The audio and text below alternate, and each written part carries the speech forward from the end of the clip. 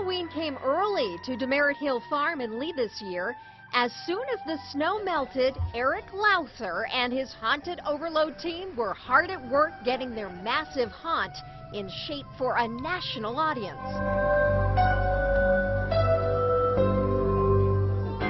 ABC contacted Haunted Overload earlier in the year about competing on their new show, The Great Halloween Fright Fight.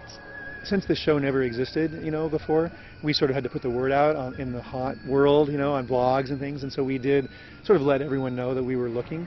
And I believe, actually, our casting department actually found the videos that had been posted on YouTube of this haunt. And when we saw the videos, we were like, we gotta come.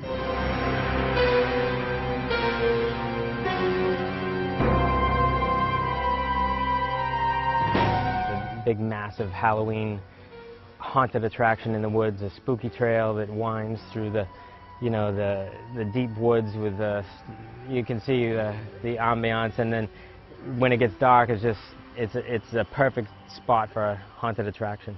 We did the Great Christmas Light Fight last year. Tonight on the Great Christmas Light Fight. And we did 5 one-hour shows, and they were actually quite successful. People really loved them. And we thought, well, let's build on that. And so we pitched the idea of a Halloween version of the show to ABC, and they said, you got it. And so we're doing one hour this year, but we're hoping we can do many more hours next year, because there are haunts, great Halloween haunts all over the country. Haunted Overload terrifies thousands of customers each year. A huge haunt that started as a hobby. I've always loved Halloween ever since we decided to put on a little haunted house when we were getting too old to trick-or-treat, about 12 years old. And once I got that first scare, I was kind of like addicted to scaring. It was just really, really fun to get that adrenaline rush and get the reaction from the patrons or the trick-or-treaters at that point. And so I've just been doing it bigger and better ever since.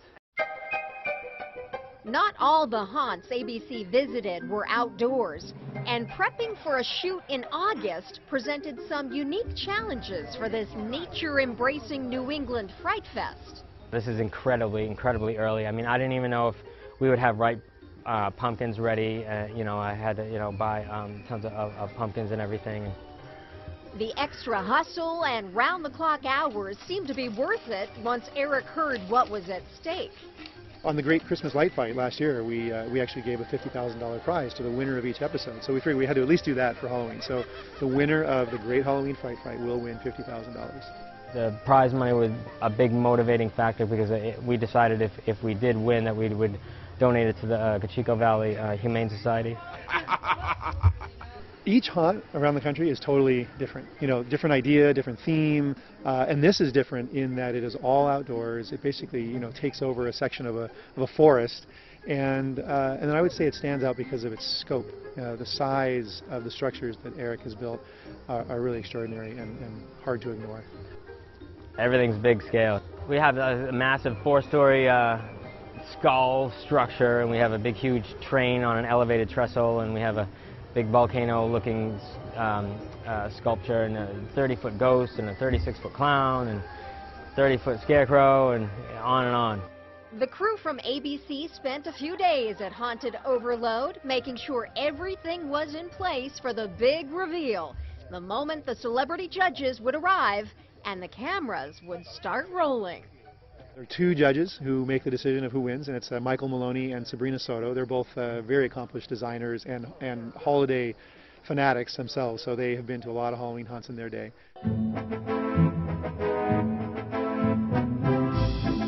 More than 60 actors waited in the wings, ready to put on their best face, and a die-hard crowd came to not only get an early season preview of the haunt, but to get a behind-the-scenes view of the filming process. Hi, everybody. Hi. Yeah, we're getting excited, right? I'm excited. I'm already getting goosebumps, actually, so I think it will be a lot of fun. What are you guys expecting? Anything? No? Well, what is he? Okay, that's what I expected, I guess. It's nothing like this has ever been made ever. I mean, this is 100% original.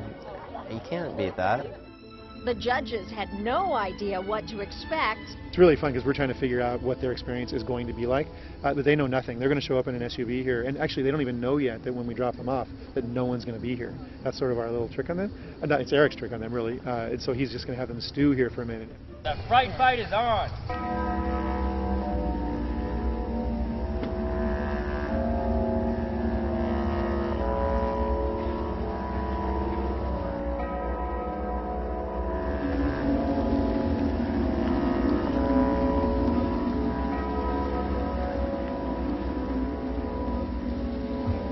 Once inside the vortex, the judges caught a quick break. They were greeted by the audience and Eric and his wife Janice before being led through the haunted forest. If their early reactions were any indication, Haunted Overload lived up to its reputation. But no one knows yet whether it was scary enough to win the grand prize. Every haunt is different, you know, there's some inside, some outside, some, you know, houses and stuff, so I'm not really sure. They're kind of keeping that under wraps, so I really don't know who else is in the competition. So all we can do is do our best and, you know, see what the judges say. Win or lose, Brady said he's heard that New Hampshire has some great haunts. So if the show gets picked up for another year, he's guessing a trip back to the Granite State might just be in the cards.